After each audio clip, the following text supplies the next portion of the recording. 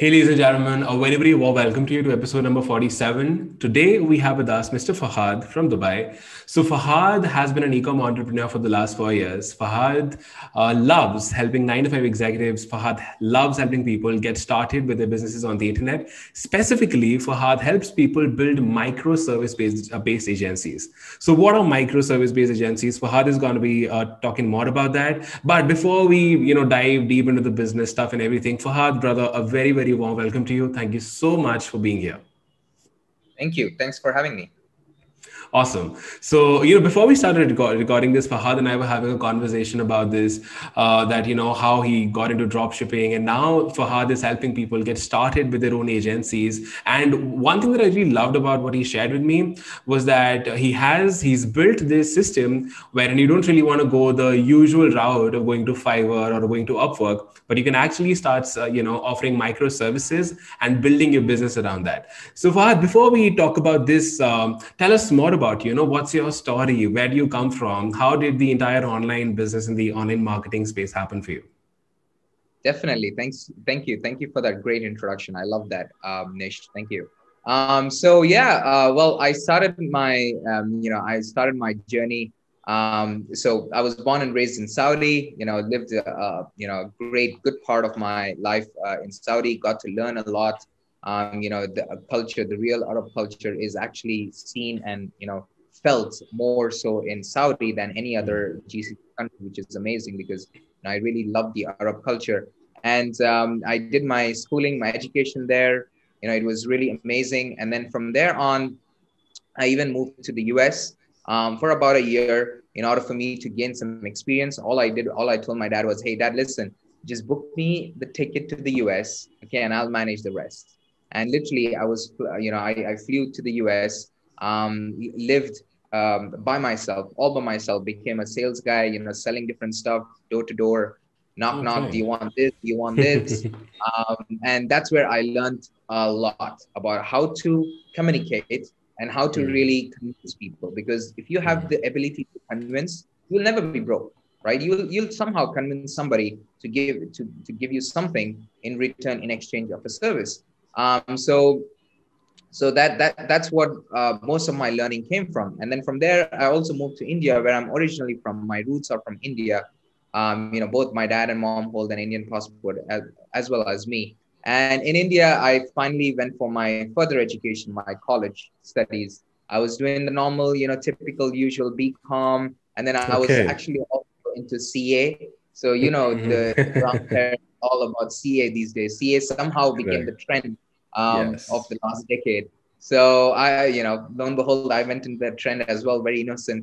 And soon, very soon, it was good. I term myself slightly lucky there because very quickly I realized that I don't want to get there. I don't want to go to the CA route, and I want to do completely by myself. And also, at that stage, I was at a place very low point of my life. So whenever you're at the lowest is when you can. There's only up from there, right? Reaching that stage, I was like, Fahad, because something in me always told me that, Fahad, you really want to be an entrepreneur. You really want to start businesses. There's an intuition, that instinct, the sixth sense within you telling you, Fahad, like it's always right. It's you. I would say, yeah, most of the times it's right. So listen to your inner voice. I listened to my inner voice, did a bit of online store creation, drop shipping, because drop shipping was the trend back then. This Yep. is me talking back in 2017. Yeah, late 20, no, early 2017. Um, and started with drop shipping, spent good part of money, and I could not figure out Facebook ads. Okay. It was like a huge mountain in front of me. I really did not know what I was doing with Facebook ads. But lo and behold, I hired a mentor, and they showed me exactly how they structured their campaigns, how they build out their websites. And from there on, I was able to see some good results, right? And from there, it was all up. And finally moved, and then moved from India to Dubai. Then I came to Dubai to scale my things even more, get more exposure, learn more about life, learn more about entrepreneurship and business. Because I'll be honest, people in India, when I was very naive back then. I was like 19 when I was doing that, and nobody took me seriously. Like all these meetup groups or events I used to go to, the business events, nobody was like, oh, you're like a kid, you know, but it was cool. It was good. There's nothing to complain. But anyway, I came here to Dubai to take things to the next level, you know, got into different business models inside of e-commerce, not just with drop shipping, because I knew for a fact that drop shipping is cool, but it's not something that I can rely on for a long term. And I really Nice. wanted to play a long-term game, right? It's Mm-hmm. all about the long-term game for me. I know for a lot of you guys, short-term game works as well. There's no right or wrong. Whatever works with you, right? So got into different business models inside of e-commerce. You know, your POD, print on demand, and private label slash white labeling, all of that good stuff. Um, and you know, really started to pick up a lot about e-commerce in general. So yeah, that is how my journey started, and that's how I got into e-commerce. And yeah, love it. Absolutely Yeah. love it. It's been like 4 years now. So stoked for the decisions that I've made in the recent past. That's interesting. That's pretty good. You've shared some really cool things. So you shared that you did your usual BCom here in India, and then you wanted to go the CA route. I have some really close friends who wanted something similar. A very, in fact, we interviewed one of them. We've interviewed two of them here in the podcast. So one of them, he became a CA, got into one of the big four companies, very famous here in India. And then he realized that this is not what I want to do. And he started his own micro agency. He started with ecom. So he was, he became a part of a program, scaled to 6 figures. And then he also started his own agency. It's called Winner Media. They're in the Instagram and personal branding space. And there's another friend of mine who became a CA, who is a CA right now. He was working for a big company for the last 4 years, I think. And now he started his own CA firm. So I can definitely relate to that phase of your life because I've seen these guys growing from that point on. You mentioned about the lowest point wherein you reached your life when things were very tough. I've had something similar as well. We call it the tipping point, a point wherein you reach and you realize, dude, I can't go any lower than this. I really want my life to go the up route. You mentioned 2017. I started with my e-commerce journey in 2017 as well. That's when I got to know about this. Yeah, 2017, April. April was when I got started. And I was not able to figure things out as well. And I hired a mentor as well. So that's another thing that we share in common. Found someone from US, found him online through a friend, and then just paid him a good amount of money to learn all of this stuff. And since then, we've had, things have been good. And I totally agree with you, brother. Dropshipping is not the long-term thing. You can't really build a brand around that. Because anyone can copy you, anyone can come copy you. Can't really, dropshipping is more of just make money on launches. But if you really want to serve people, if you really want to go long term, you want to have a brand, you want to serve a niche, and you want to focus on the product. And, I really want to ask you, you mentioned that you moved to Dubai and to get more exposure. So how are things different there in Dubai? Because I've heard a lot of people sharing this. I've been to Dubai as well, but just to travel. But how are things different in Dubai in terms of exposure, and how are things better in terms of business? Right. So as far as the exposure, so there are a lot more business events that happen, and something that I really wanted to do was become Picasso. Right. I'm a natural extrovert myself, and I truly believe that your net worth is equal to your network. So I wanted to expand my network. These are the tips that I got from my mentor, right? And definitely I subscribe to the mentorship thing because I don't want to learn from my mistakes only and take 10 years, rather learn from others' mistakes and get there in 1 year. Yeah, it is uncomfortable to pay somebody upfront. I get it. It's very uncomfortable for a lot of you guys. But believe me, you go through you go past that stage. It's beautiful after that because you have literally picked up their brain, which is 5 years ahead of you, Super. right? So that's how I see it. So I would really what I want to do was come here and build my network, and also because I've been in Saudi for a long time, I really wanted to build my farm in harvest or build my crop in the farm that I know the best, right? Again, I didn't want to move to Saudi, but my best possible option to be in GCC was Dubai.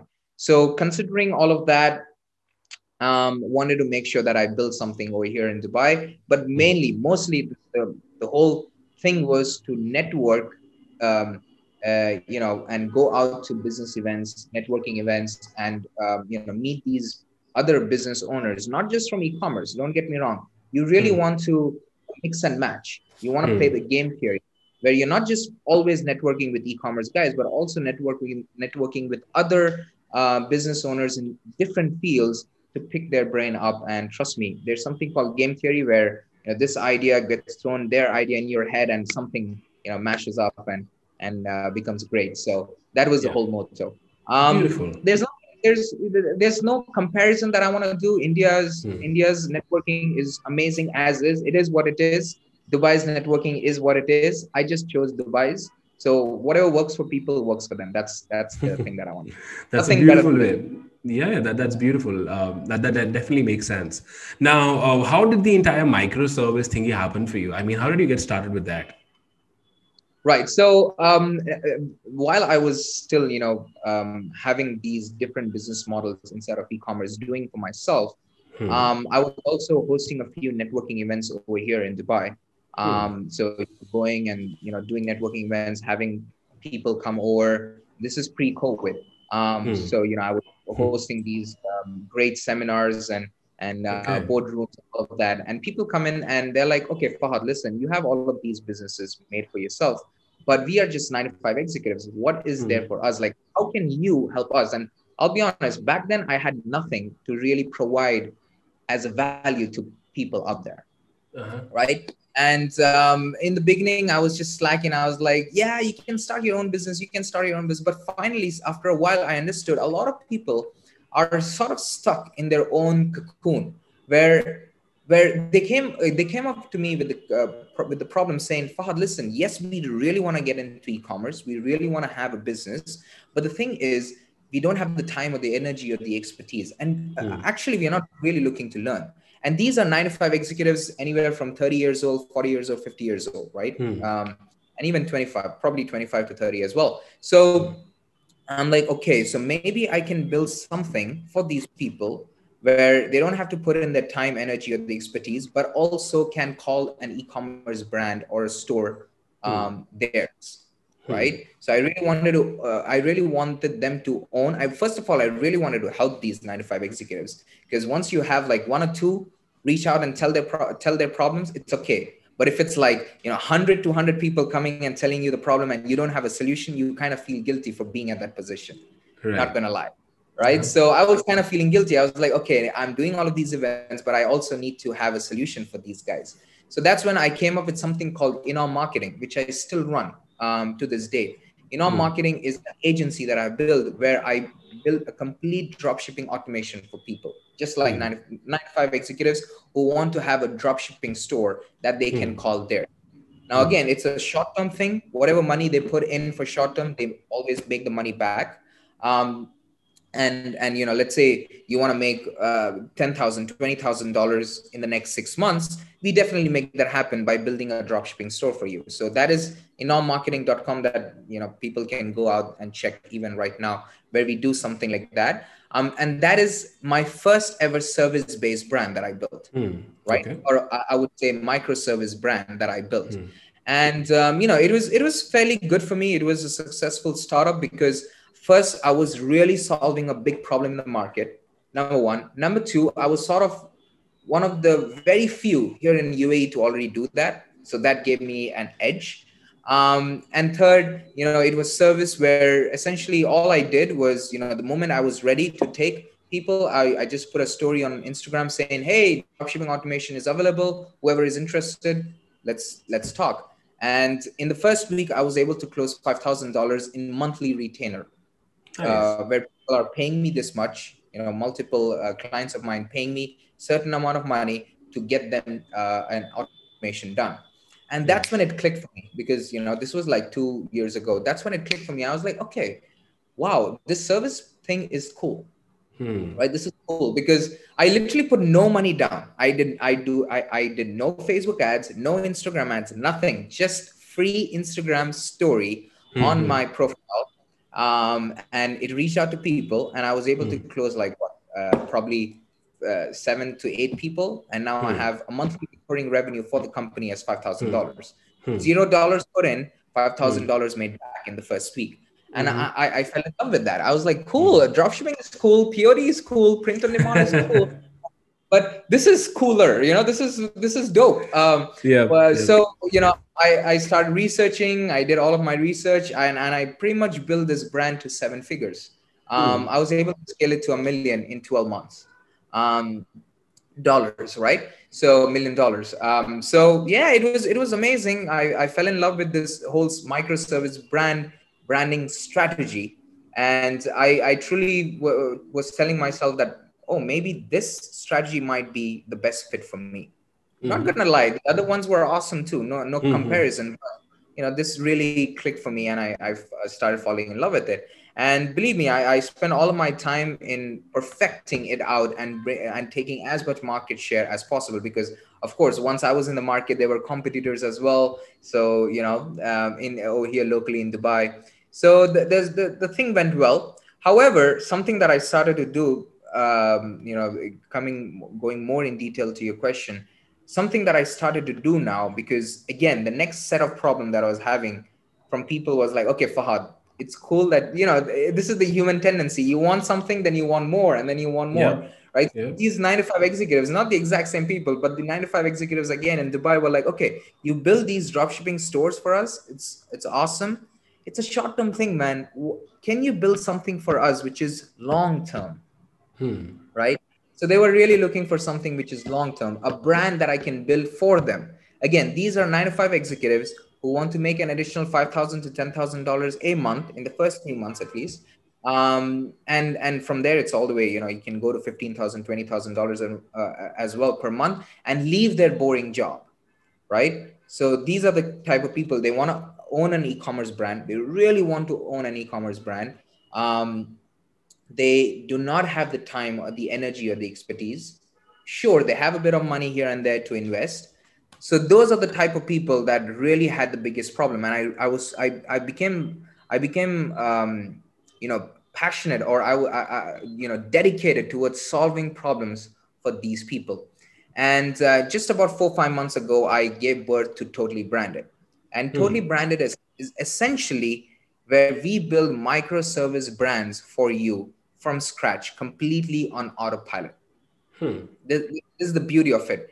There's no time, energy, or the expertise required from these people, and we build it from scratch. In other words, how I build in our marketing, the same way I will be building brands, microservice brands, for not for myself, but for my clients, or for my people, or for the 9 to 5 executives that really want to have a brand, automated brand, running on the side.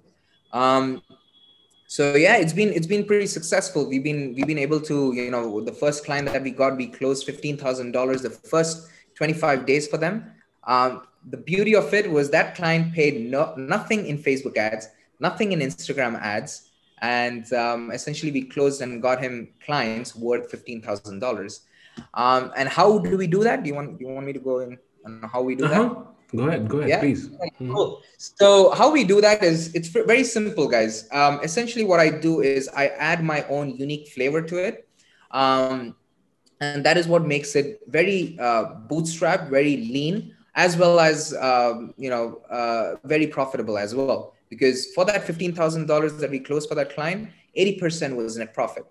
That is totally opposite to what you can make in dropshipping, right? Dropshipping net profit margins could be, anywhere from 10%, even 5% to max 20%, right? But over here, 80% was their net profit, which is awesome.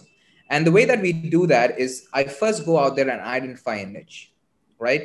I don't like to complicate stuff here. It's very easy. Now, I've been in e-commerce for a long time, so definitely e-commerce is not the niche, but inside of it is the niche. So I want to go with e-commerce stores making $20,000 to $50,000 a month in revenue, let's say. Okay. Um, so I have my niche dialed in. And for other people out there, if you're not good at e-commerce, there'll be something. There's always something that you're good at. There was this other client who I was mentoring the other day, and he was like, "Hey, Fahad, I don't want to have an e-commerce agency, right? I don't want to have an e-commerce microservice agency or a brand. Rather, I'm really good at relationships." I was like, "Cool, you're good at building relationships. Trust me, man. Go out there and find people who have a lot of money and don't have great relationships." And believe me, in Dubai, at least in Dubai, you'll find a lot of those people, right? making a lot of money, but nowhere close to relation. I don't even call that successful anyway. Mm-hmm. But so, that was his niche. So anything could be a niche. All you have to do is really dive in deep within you. It all starts by diving in deep within you. Something that, all the monks and Indian gurus have been shouting for 6,000, 10,000 years now. Anyway, so that's that. We first identify the niche, and then we try to identify what is the problem inside of that niche, right? Now, there are two, three ways of doing it. There are two ways that people mess up with. So that's a wrong strategy where you're like, oh, let me listen to what I have to say. So a lot of people start off by problems that they think are a problem in the market. That's not how you start. You need to. So let's say my niche is, like I said, $20,000 to $50,000 e-commerce stores making $20,000 to $50,000 in a month, right? I go out there and find the founders. There are many ways to do that. There's something called Built With, there's LinkedIn, where you can go and find owners. And I found like 50 to 60 of them. And I was like, hey, listen, I'm not trying to sell you anything. Okay. So let's say you're the owner of that brand. I come to you and I tell you, hey man, I'm not trying to sell you anything, but how about we just hop on a 15-minute interview, because I want to ask you a few questions. Trust me, out of 60 people you reach out, 10 people would be fine because they love to talk about their business. Hop on a call with them, hop on these 10, 15 of them, and really ask them questions like, what keeps you awake at night with your business? What is that one thing that you really want to solve inside of your business, right? And they're going to pretty much hand you over the business idea that you should be providing a solution for. You get what I'm saying? So rather than you doing an assumption on what the problem is in the market, rather doing all of that, just go out there and find the right people, which pretty much took me to find those 50, 60 people. It'll take you like 2 days, maybe. Very easy with a few filters on LinkedIn and Built With. Interview them, take their 15 minutes, and there you go. You will find a commonality between all the answers that you get. Of course, you won't get the same answer in all of those 10 people, but whatever the commonality is, you stick with that. So that's that. And then from there on, you create a few initial assets. So far, you have spent no money because LinkedIn is free. Hopping on calls is free. Then you create a few initial assets where you're like, hey, you build a few sales decks. So now you have found the problem in the market. And then you create a few initial assets. So let's say I want to build a TikTok ad agency. Okay? TikTok ad agency is my microservice brand that I want to build. Okay. So being in the TikTok ad, you can take a few screenshots, you can take a few sales deck. Inside of the sales deck, you can be like, hey, even if you have not done that before, it's okay. If you have not run TikTok ads, it's still okay. You can be like, hey, there was this one person who was at $50,000 with their business, and this particular agency was able to scale it to them to $75,000, right? Just using TikTok ads. You're using Facebook and Google, but by using TikTok, you can increase it by 50%. And I can do the exact same thing for you. This is the thing with sales. You really need to know how to convince, right? So I've been able to do that, even though I have no credibility. If I was able to do, if I was getting into a market where I had no credibility, I was still able to, convince people because I have the power to convince, right? And that is something definitely a lot of people have to work on. So that is what you're going to do. Create a few initial assets. Then you're going to set a no-brainer price. I would say no-brainer price for a business that is making $20,000 to $50,000 is you charging them $2,000 for their TikTok, for running their TikTok ads, and make them additional $25,000 in this case, in this scenario, because 50,000 to 25,000. It's a no-brainer because if you can make them 10 times more money, they would definitely want to work with you. And then finally, what you're going to do is you're going to do a bit of outbound messaging. We're going to reach out to people on LinkedIn, reach out to people with emails and telling them, listen, this is, again, pitching. Or you could even reach out to the people that you interview and be like, hey, finally, listen, man, I finally found the solution to your problem. You need to do a bit of research to find that solution, of course, which should not take you a lot of time. Believe me, no figuring out. It's all about selling before you even create, right? That's my thing over here. I don't like to create before I sell, right? I think that's crap. I think you should definitely sell before you create and then figure out. That's the key. So then you do a bit of outbound messaging. reach out to 100, 200 people or even more. And believe me, out of all play the volume game. Once you're playing the volume game of reaching out to many people, one will Mhm. agree. There you go. You have your first client paying you $2,000. Um, Interesting. Interesting. So, tell me something. First of all, you gave this example of in-on marketing, wherein you used to create done-for-you drop shipping stores. So, what do because everyone here who's listening to us right now, they understand what drop shipping and POD is. So, how does a done-for-you service here look like? I mean, what all did you used to offer? Oh, I mean, what all do you so offer in this service? Sure. With in-home marketing, what I do is I offer people with complete from building website to scaling to whatever numbers, right, we reach to. So from website building to product research to product listing to Facebook ads to scaling those Facebook ads, all of the process from the beginning to the end is done by us, and also taking care of the supply chain. So all of that is taken care by us for you. All of the contribution you do is financial, because you don't have the time or the expertise, so you better do financial contribution, because that's how there has to be some contribution from your end for you in order for you to make the money. And in essence, in other words, we are basically partnering up with you, where you keep the 70% of the net profit that we generate for you, and we keep the 30% of the net profit. Okay. So what you mean is, so you reach out to, let's say, 9 to 5 executives or whatever your target audience is. You know that these people have money to spend. They're gonna pay you a monthly retainer to run the business for them. They are the ones who invest in marketing. They are the ones who are funding the business, and out of and then you guys just share the profits. Is that correct? Well, there's also a retainer upfront. Hmm. Hmm. Retainer not disclosed, of course. If people were to hop on a sales call, we can disclose it for them. So there's a retainer plus the 30% net profit. Yeah, that makes Um, sense. That makes sense. So what I'm trying to, so that's pretty cool actually. So what you're saying is that first, they wanna identify your people listening to us if they wanna start their own micro agency, let's say a microservice-based brand. First, they wanna identify a market. I mean, the target audience, that who is it that they wanna serve. Let's say you mentioned people who are 20 to 30, 35 and are running e-commerce businesses, let's say running POD businesses, that are doing like up to, let's say, 20 to 50K in revenue. And then you just reach out to these people. Now, quick question. How do we find such people? What's your approach on doing market research here? Let's talk about POD businesses doing 20 to $50,000 a month in revenue. What would be your approach to find the founders of these brands? Gotcha, man. Very simple.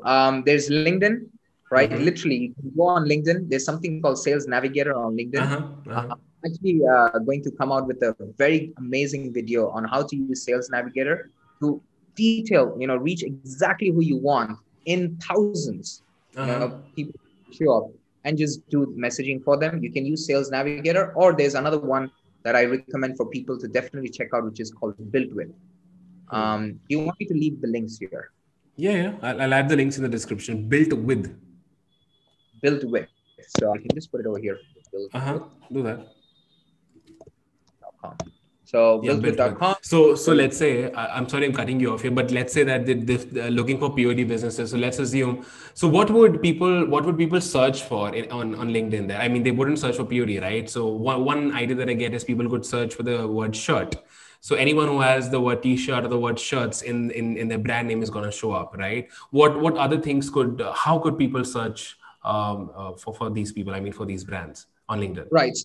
So it's not really searching on LinkedIn, but rather searching on Sales Navigator. So Yeah, when I yeah. say LinkedIn, you need something called Sales Navigator, Yeah, which yeah. uh, filters out the results for you. So from thousands and hundreds of thousands of people or millions of people on LinkedIn, how do Uh-huh. you essentially laser target and reach to the founders of these POD stores, right? Yeah. Yeah. So it's very simple. There's ways that you would put keywords there. There are ways. Let's say I want to, in your case, POD, right? I would actually search in the keywords POD or print on demand, because the print on demand founder would say that somewhere in his bio or somewhere in his thing he would mention print on demand, right? Okay. And then there's another filter where you can be like, oh, I only want to reach to owner, partner, or CXO or Yeah, chief got it. officer. Got it. right? There you go. From that, you'll have thousands of people show up on your list who are owners of these POD, Yeah, so different PODs. I'll share something interesting with you. So my first profitable venture was a microservice-based brand. It's called Blistro Videos, and we used to. So I'll share this with you. So I was on Fiverr. This happened almost in 2016. I was in Fiverr.com. All broke. Had two loans on a head, and I was like, dude, I really want to make some money. Went to Fiverr. I was ordering a logo for someone, and I saw that there was a seller who was selling animation explainer videos for businesses on Fiverr. I was like, this is interesting. I figured out that all of these sellers, their demo was almost the same, same set of characters, Right. same feel. So I identified that maybe these guys are using some tool. So I found a couple of tools these guys were using, like Powtoon, Go Animate, and Animaker, all of these. Launched my gig on Fiverr, scaled from there, then branded ourselves, built a website and everything. We used to use a Sales Navigator back then as well. Sales Navigator, finding our target audience was technology, tech-based and app-based businesses. So we used to, I think with Sales Navigator, you get 20 free in-mails a month, if I'm not wrong. So you send in-mails, and now, of course, you send LinkedIn requests, and if they accept, you can send them another message and stuff. That's a pretty cool strategy, Love that's a it. pretty cool strategy. So we did that. So what you're saying is making sense. So you go to the Sales Navigator, and everyone listening, you can get a 30-day trial. LinkedIn gives you a 30-day trial on the Sales Navigator. I think that they still do. And then it's maybe $89 a month, but it's totally worth it. So you add the filters. You can specify, like Fahad just shared, you can specify the age bracket, the person's title, their location, their education, everything. It's so cool. And then you just reach out to them. Now, what's your strategy with reaching out to them? Like you mentioned that you just reach out to them and you say that let's just hop on a call. It's not going to be a sales call. Like, what's your messaging just to get them on the conversation? Right. So if it is not interviews, no, thank you so much, Nish, for sharing that. And I'm so excited and happy to know that your profitable, venture was a microservice brand back then, right? So Yes, awesome. yes. Mm-hmm. As far as reaching out to people, so if you're reaching out directly for sales, I first connect with them on LinkedIn, right? Mm-hmm. And then I put a message out there. Let's say if I'm reaching out for people for microservice brand, right? I'm gonna reach out to 95 executives and I'm going to tell them, hey, listen, man, we help 95 executives leave their boring job. Guess how we do that? A lot of people who really want to leave their job, our right target market is going to react to that, and then we are going to get them into the funnel with the interest. Or I'm going to be blunt, honest, straight, and be like, hey, let's hop on a 15-minute call where I can tell you exactly how you can leave your boring job and make an additional $5,000, $10,000 a month. And there are different strategies. The thing is, it's all about how much you test your messaging. Your first Makes sense. messaging is probably not going to work. It's just pray, plain honest, your first messaging You're right. will probably work, right? You're right. But the more you, based on the data that you receive, based on the feedback that you receive, if you are open to changing it and not being too egoistic and be like, oh no, this messaging only is going to work, then it's probably not going to work. But then if you're taking the feedback, making data-driven decisions, and making changes from there on, definitely you will land in a few days. You will land, or in a few days you will land onto a messaging that will start working for you, and that's when things start clicking. Superb. Tell me something now, because we're talking about reaching out to people on LinkedIn. Like, do you use automation tools for that? Like back then, there was a tool called Meet Leonard that we used to use. Now it's called Right. something else, I guess. So, but I've also heard a lot of stories of people getting their accounts banned. And then there's another tool, I forgot the name, but they say that they're the safest tool out there for LinkedIn automation.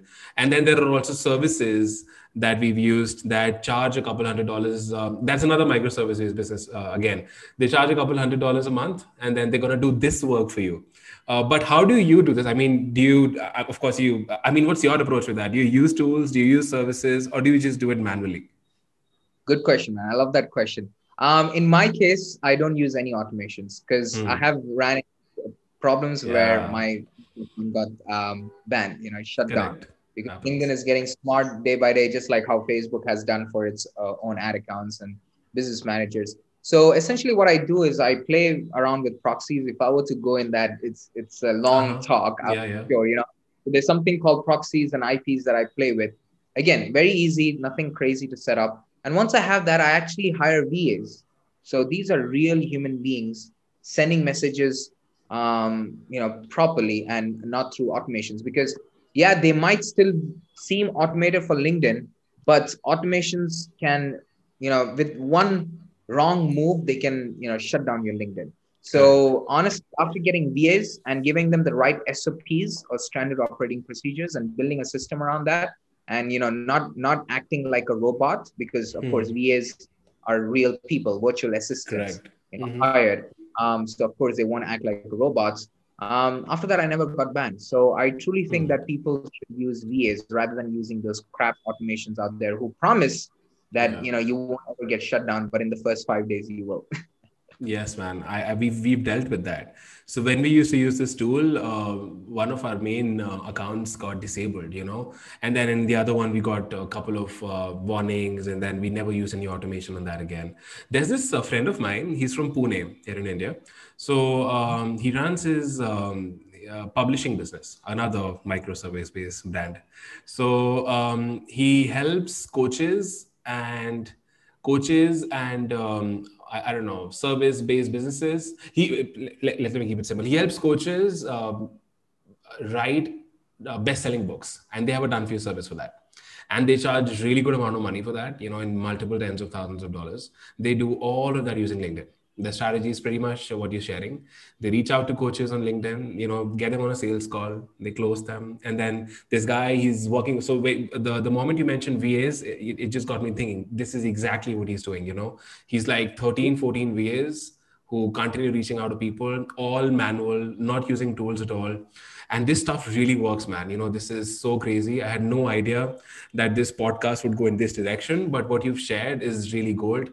So thank you for that, man. It's really Thank you. awesome. No, for sure. Yeah, I really want your audience to know that this is a very powerful tool, and LinkedIn is still like untapped. Like at least Hmm. this strategy is still not taken by a lot of people out there, and I truly Hmm. think that scalability factor is humongous, Correct. humongous. Because you're having a direct touch point to the people that you really want to work with, right? Hmm. So this strategy actually works, the LinkedIn thing, and then there are different others with how we integrate that with email. It makes it even more Hmm. powerful, where we do where we do retargeting using email. So we're not just Hmm. reaching out to them on LinkedIn, but we also target them using email. And man, to Hmm. believe me, if you're, at least in the Western world, these two Hmm. things are taken very seriously. So Okay. if you were to send them a message through LinkedIn and also through email, believe me, you have grabbed their attention. And it's all about grabbing people's attention, because money follows attention. You grab the attention the correct way, you're going to make good money. Good Superb. money. Yeah, couldn't agree more, brother. That's awesome stuff. I'm really happy to hear that. So what I'm going to do is I'm going to add all of these links in the description. We're going to add link to Totally Branded for sure. We're going to add link to In-Our Marketing, and we're also going to add links to Build With that you mentioned, and maybe the Sales Navigator, so that people can check these links out. Um, Fawad, Before that, not to interrupt, yeah, not to go ahead. interrupt. So just to keep things as transparent as they can be. So my whole model with microservice brand is Mm-hmm. selling before even creating, right? Believe me, when I go out there and for my client, let's say Bob is my client and I'm building a microservice brand for them, I do the exact same thing that what I did for my brands, for my microservice brand for him, right? So it's all about selling before I even creating. So many times I don't even know what I'm trying to, what I'm trying to sell. I don't even know what I'm trying to, how I'm going to create even what that I'm going to sell. So we actually don't. So when you mention, link of Totally Branded, so Totally Branded is just like 4 or 5 months old. And I only believe in building a website for a microservice brand until it hits $300,000. That has been my strategy, man. In revenue. Until then, I actually don't use any website. I sell Superb. people That's without crazy. any. I keep my expenses as short, as low as possible, so that most of my money is actually going towards making sure that the service is bang on, right on the target, right? And that wants you to have the right automations in place, right systems in place, and of course the right employees. These are the three places your time as an owner should go towards. Website and different things like that. You really don't need that. And believe me, a lot of calls that I hop on, Nish, it's crazy. People don't care about website. People actually don't care about the website. The whole model, of e-commerce. A lot of people create, they build, they care about their employees, they care about their websites, they care about this, they care about that, and then they go out there in the market and get money. For me, it's always getting the bread first in the market, getting the bread first home, or getting money home first, and then creating stuff. That's super, So man. That's pretty ironically, we nice. don't have a website for Totally Branded. We are Once we hit $300,000 in revenue, that's when we'll have a website. And this is an advice for all the people out there. Don't waste your time into ClickFunnels, coding, website, this and that. Your buyer actually does not even care about the website. They invest in you and the solution that you're providing. Period. Superb. That's really dope stuff. I'm going to add link to your Instagram in that case. So if anyone wants any help, they can reach out to your Instagram. So Fahad, it's been a pleasure to have you on the show. Thank you so much for your Thank you. time. If there's, we usually ask every guest this question, like, what is the number one thing that you'd like to recommend to everyone listening to this podcast? The biggest advice that you've got, or the biggest advice, the most valuable one thing that you'd like to share? Right. Yeah, that's usually when I get asked this question, it kind of makes one thing significant and everything else less significant, whereas it's multiple things which have to click for you to make it big, right? So my advice, man, it would be to keep it simple, keep Yeah. things actually simple, and listen to the right people. I think that's uh, that's the thing that I can think of right now, at least. That's that's and that's and actually beautiful. Yeah. Go ahead. and also the other thing, as cliche as it sounds. So yeah, I'm also a bit spiritual. So I'm doing these spiritual studies and stuff. Just being truthful to your audience, to your customers or your potential leads, just telling out the truth. A lot of times people ask me, how old are you, Totally Branded? And I tell them, look, we are not 4 or 5 years old company. We are actually a 4 or 5 months old company. We have limited clients. Just being truthful with whatever you do, the truth, right? Just being true to everything will skyrocket your things. Trust me. Just, giving those false expectations, false lies, and telling you're a big company when you're not, and saying that you have 100 clients when you just have one, is actually going to hurt you. So just keep things simple and be as truthful as possible, and you'll make it big. Superb, man. That's pretty good advice. That's pretty good advice. Couldn't agree more. That's really dope. It's the Like I simplest said, advice. yeah. It's the And simplest thing. Your kids, you were taught that. simplicity is sexy, man. People think that people love the jazzy stuff. They love when people share things that goes above their heads, and they're like, wow, this is so good. But actually, simplicity is sexy. Simplicity is what gets results. And people don't understand that. People don't like simple. People like complicating things, and this is the reason most people are not able to get successful. So I couldn't agree more, brother. And like I said, brother, thank you so much. Thank you so much for being on the show. I'm going to let you know once it goes live. I'm going to add all of these links in the description. And thank you so much for being here. It's been a pleasure to have you. Yeah, but on the last note, man, thank you so much for having me. I think, Nish, you're doing a good job, man. So good luck to you on all the ventures and your future coming, moving forward. I'm really excited to see your journey as well, man. Appreciate it, brother. Lovely. A lot of gratitude. Thank you. And yeah, all the best. Bye-bye. Thank you. Bye-bye.